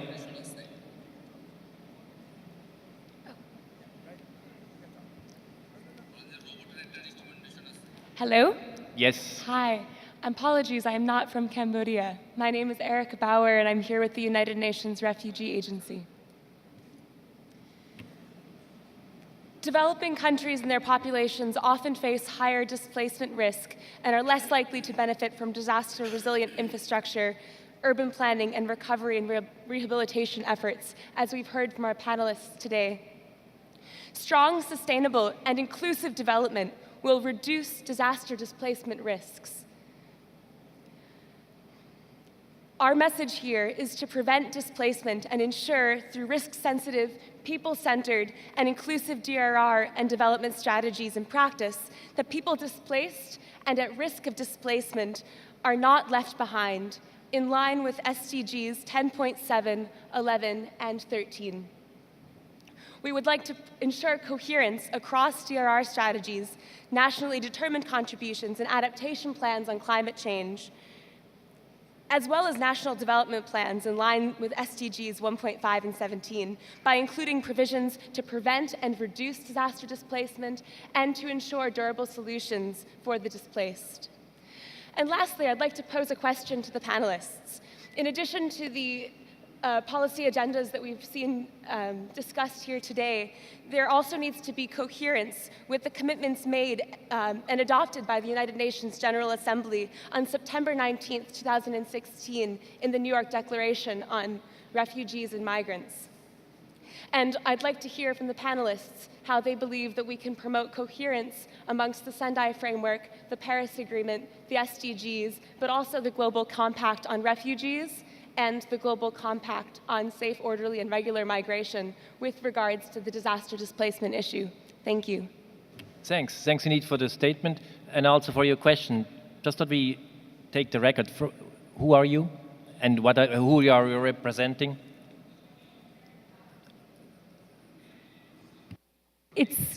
My name is Erica Bauer, and I'm with the United Nations Refugee Agency. Thank you. Thank you. Thanks indeed. Okay, now we go to Tonga. Is Tonga Tonga, or is Tonga also somebody else? Ouais, non, merci beaucoup, Monsieur le Président. Ce n'est pas le Tonga, c'est plutôt le Togo. Le Togo. Je me nomme Akibode Akintola Nelson. Et je viens du Togo. Et j'avoue, Monsieur le Président, que ce panel est assez riche. Alors, quand je me refais un peu aux longues discussions qui ont eu lieu dans la préparation de Sendai en mars 2015 par rapport aux indicateurs de progrès, alors nous avançons et que pour vraiment évaluer et avoir une idée sur les évolutions, les progrès que nous connaissons dans nos différents pays, le constat est qu'il y a vraiment un vide autour de la question des normes.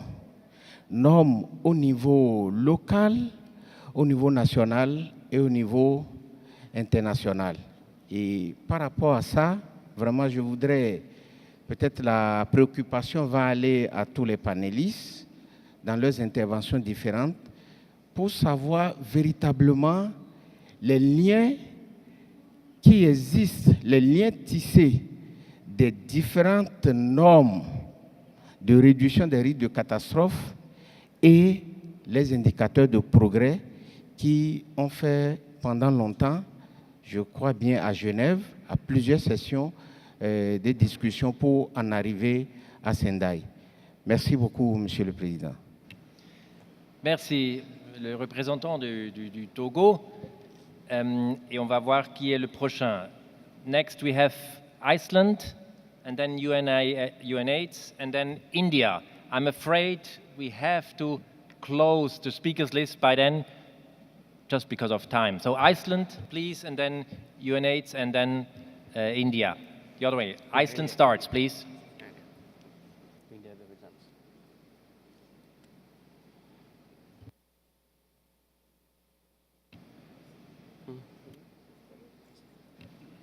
Is Iceland still here?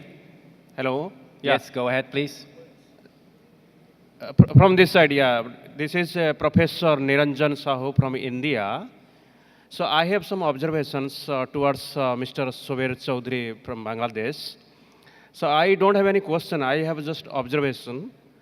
Because you see, if you look at the variabilities of disaster vulnerabilities, capacities, and other aspects of the disaster, so there are different kind of variabilities which you have found. But if you look at the kind of a governance and administration and disaster management, and all of the, I mean, if you look at the global level, the concerns and initiatives of the global level, it is completely proper and it is looking very nice. But if you look at the different state levels, means different country levels, many of the countries that do not focus on the disaster management, and they have, it's downscaled the disaster management activities.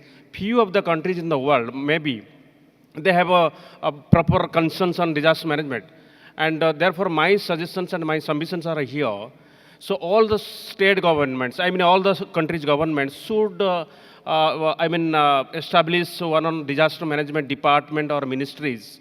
And even also, if you look at the budgetary provision in their financial budgets, and different parliamentary sessions, they never make any specific budget for the disaster management.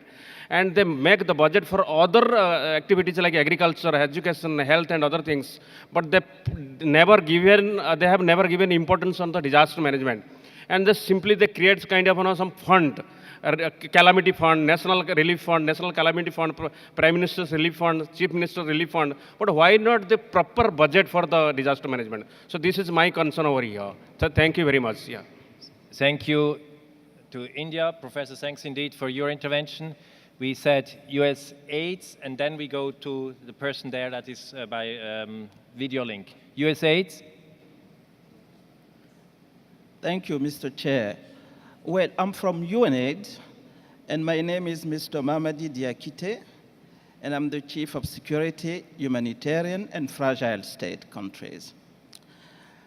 My question will be mainly pertaining to a very important aspect that seems to be left behind during the 2 days.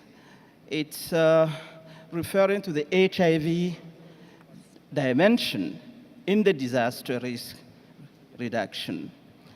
I'm sure that, you will very well recall that disaster always contribute to the spread of HIV, particularly taking into account some of the constituencies, those who might be quite extremely vulnerable. I'm talking about women subject sometimes to sexual violence, rape, let alone the most vulnerable categories, the LGBT groups in particular. The UN Declaration of Commitment that was adopted by the UN General Assembly already called upon the United Nations agencies, regional and international organizations, as well as member states, to incorporate as a matter of urgency HIV prevention, care, treatment, and support during the disaster aspect. So I'm wondering now how we can better streamline that particular aspect, taking into account that, during the past 2 days, I would assume that, the HIV aspect has been left behind. Thank you. Thank you very much. And now the last intervention from the gentleman that is by video link with us. If you could introduce yourself and then please have your statement or question. Hopefully this works technically. Can we have this? Yeah. Okay. Not yet? Yeah, from Bangladesh robot participation, please. Thank you. This is the Bangladesh hub where we're calling from 15,000 miles away. Thank you very much for giving us this opportunity.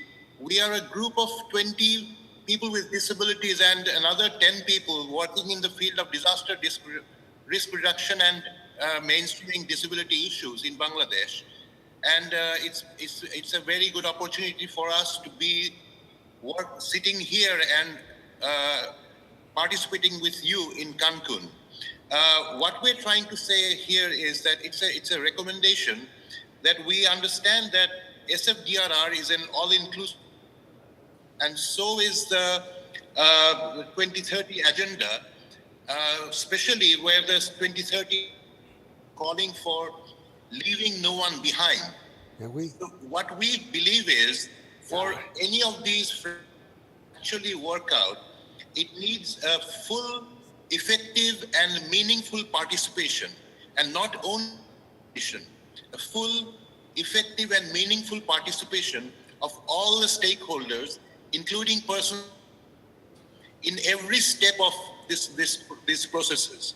So that is what we want to recommend, a meaningful participation. Thank you very much. Thank you. Thanks indeed to Bangladesh. Very much appreciated your input, and a very important input, as you can hear from the applause.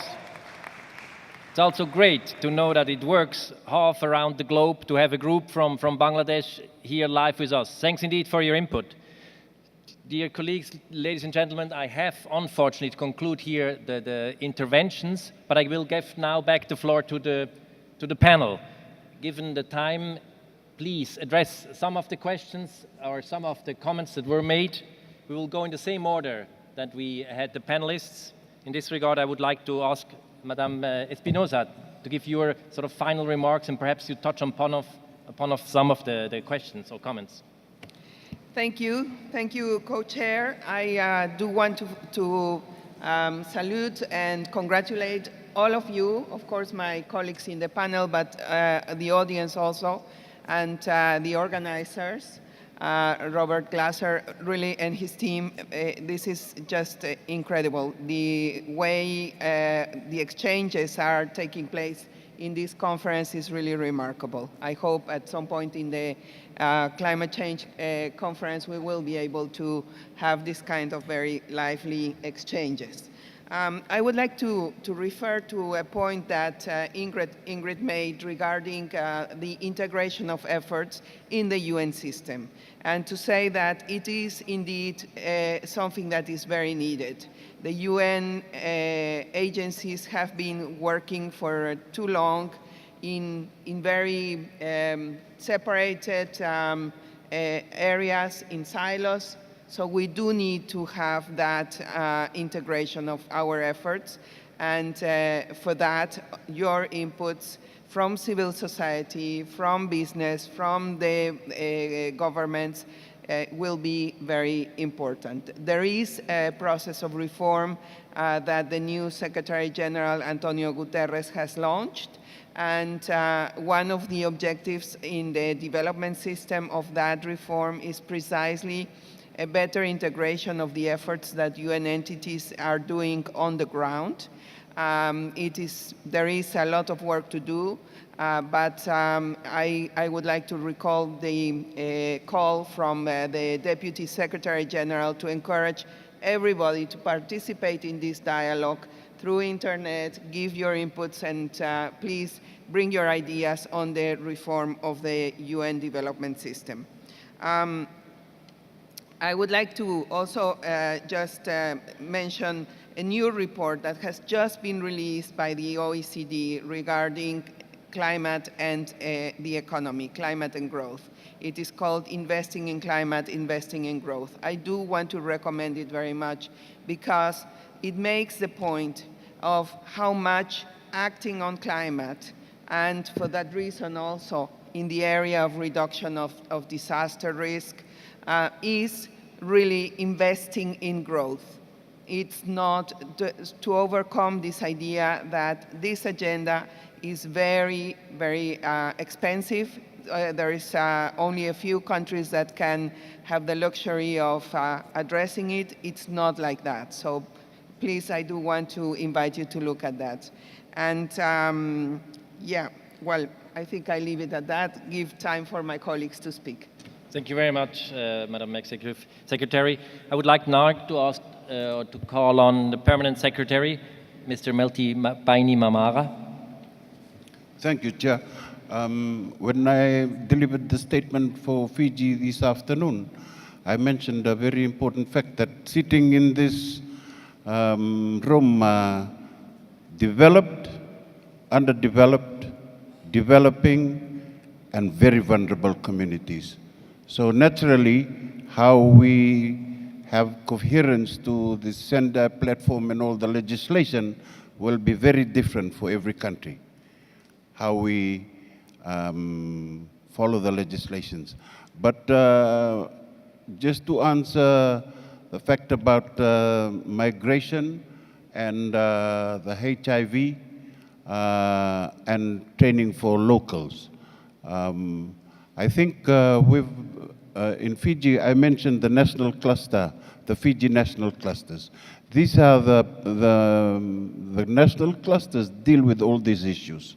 In Fiji, we have programmed relocation for when we had Winston last year, we had to do a programmed relocation of islanders living on certain islands that were devastated to move them to the mainland while rehabilitation works was going on.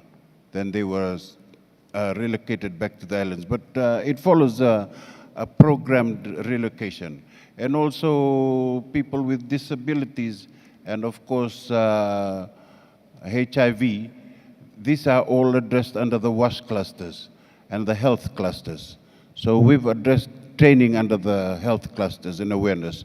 And to add on to the comment by Dr. Louis from Samoa, of course, as we know, the Pacific is, we have very little islands, very small islands with limited resources, lack of resources, and also small populations. To follow the coherence, we will need to approach it from a regional level. And I think we've done that with the framework for the resilience development program. that's been put out by the Pacific Island Forum. If we do it on our own because we are very small and isolated, it will never happen. We'll need to do it as a region. Thank you. Thank you very much, Mr. Permanent Secretary. Go on now to Madam Director General, Madam Hovern, please. Thank you, Chair. I would like to address question raised on disaster displacement, and just want to reassure you all that, of course, this is going to stay on our agenda. You know that Germany is a co-initiator of the respective platform, which has a work program and which has actually a goal to further increase the advocacy work in this respect. Additionally, I would like to underline that Germany is a member of the Executive Committee of the Warsaw Mechanism on Loss and Damage, and we explicitly have inserted the theme of migration and climate change so that it can be more broadly discussed, and we have a deeper dive in what does this mean in future and how do we deal with it in practice. Additionally, in Berlin, end of June, we are going to host, together with Morocco, in Berlin, the conference on migration and development. And there again, we also try to highlight the relation between migration and climate change. So this remains on the agenda. We consider this a cross-cutting issue such as DR. Perhaps finally, as a concluding remark, let me first underline, Chair, I would like to congratulate the organizers for actually putting the coherence topic on the agenda and finalizing this important conference with sharing visions and how we are going to approach this. My takeaway is that a lot has already been achieved at the global policy level, progress made on monitoring and indicators. Certainly the big challenge is at the national and local level, as we have heard also from participants.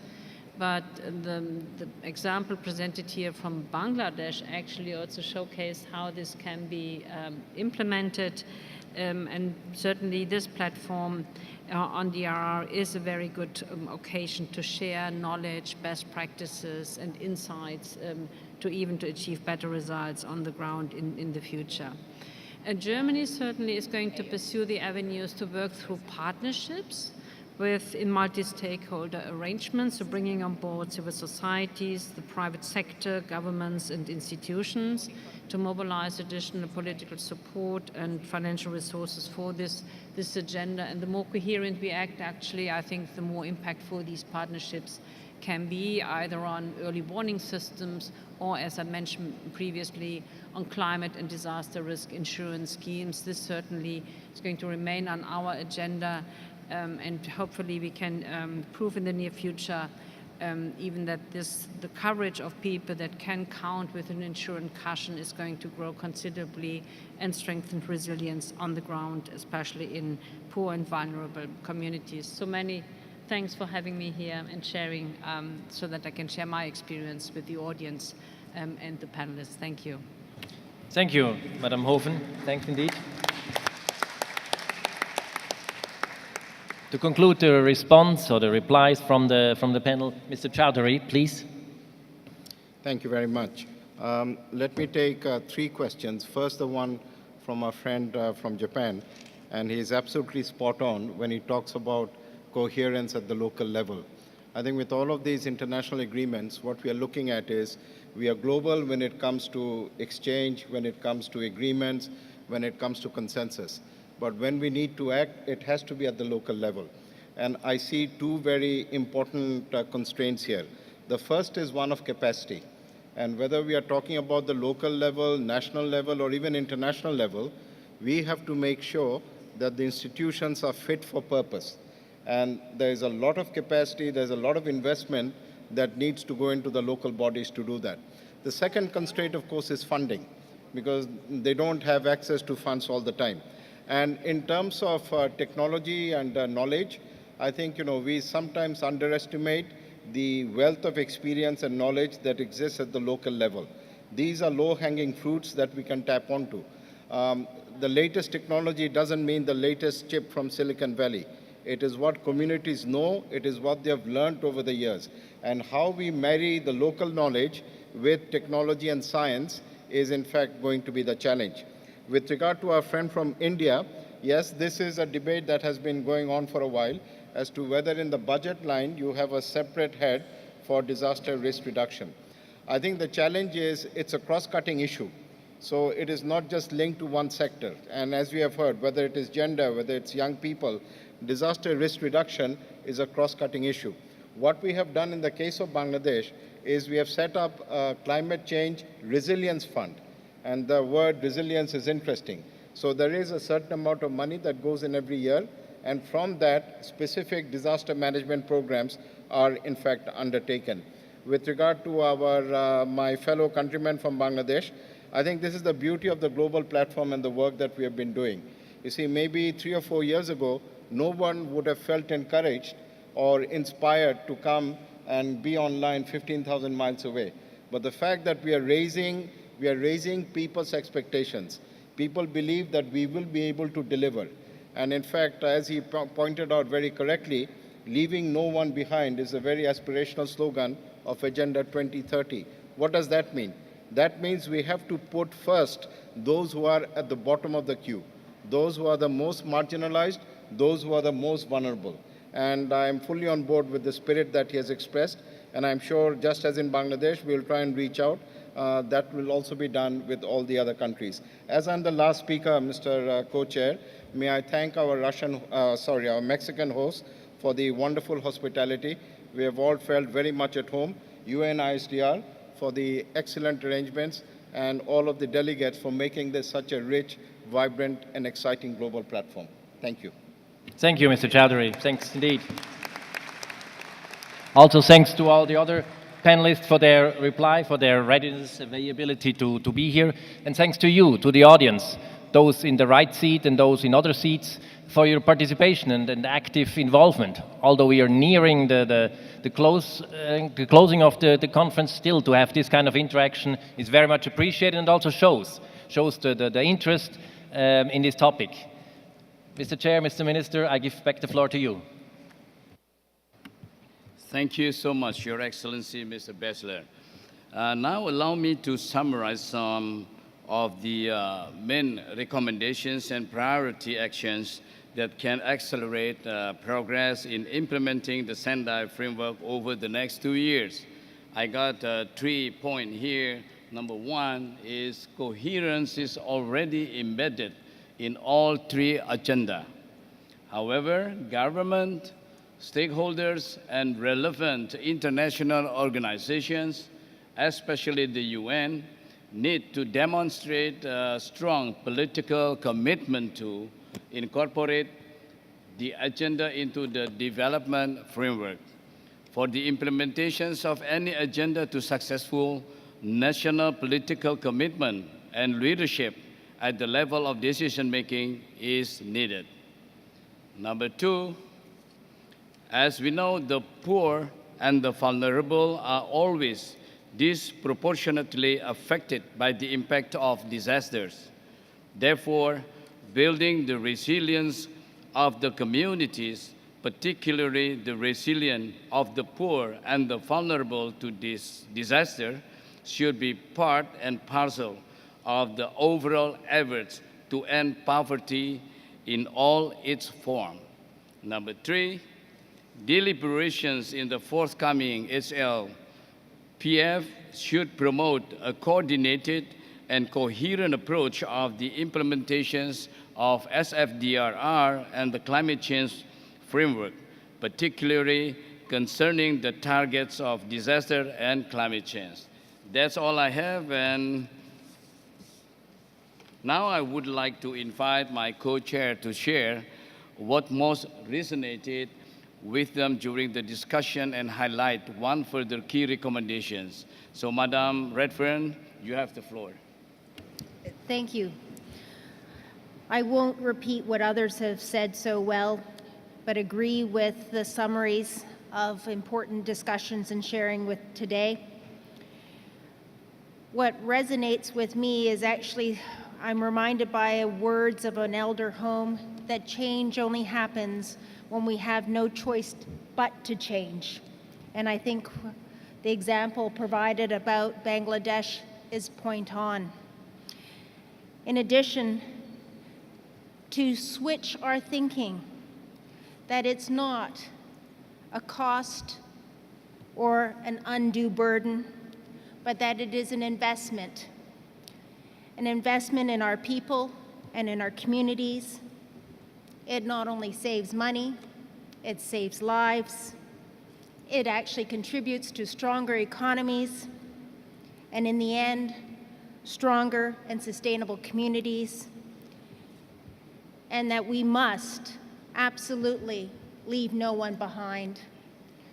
And that it also means that we provide our regional and local communities and those who are currently marginalized the resources, the opportunity, and the ability to participate and to contribute. That is what resonated with me, and thank you. Thank you, Madam Redford. Distinguished heads of state and government, distinguished ministers, distinguished representatives of intergovernmental organizations, United Nations agencies and major groups. See it? Okay, sorry, one step forward. We should listen from Mr. Bessler, his conclusion. Thank you, Mr. Minister. My apology. No problem, not at all problem. Actually, it's quite difficult to come with only one sort of concluding remarks, given the richness of this discussion. When I try to sort of put it together, disasters do not stop at borders. They do not only affect one sector or only certain communities or even only parts of communities. Therefore, management of disaster risks have to be inclusive across sectors, across actors, across communities, and across processes. And they have to be appropriately positioned within an administration. We see progress. Still a long way to go, but we see progress. For instance, just in the near fact that the indicators for the Sendai process are now also used or adopted to monitor the SDGs. When we can have the same indicators even for the Paris Agreement, we have a major step towards coherence, towards this across-the-board approach. And this, I think, is something that we are really looking forward to and have to sort of as an ambition. This back to you. Thank you. Thank you, Excellency. Distinguished heads of state and government, distinguished ministers, distinguished representatives of intergovernmental organizations, United Nations agency, and major groups, Excellencies, ladies and gentlemen. Before concluding the plenary on coherence between the Sendai Framework, the 2030 Agenda for Sustainable Development and Climate Change, I would like to take this opportunity to thank all panelists, participants for your forward-looking and result-oriented interventions and for their cooperations and goodwill. Allow me also to express my heartfelt appreciations to the co-chairs, panelists, and discussants for their comprehensive and insightful views shared in this meeting. Last but not least, I would like to thank the Secretariat for their kind and unrelenting support rendered to us today. As mentioned at the beginning of the meeting, the summary of our discussion here today and the recommendations will be reflected in the Global Platform Chair Summary. We have thus concluded the plenary on coherence between the Sendai Framework, the 2030 Agenda for Sustainable Development and Climate Change. The meeting is now adjourned.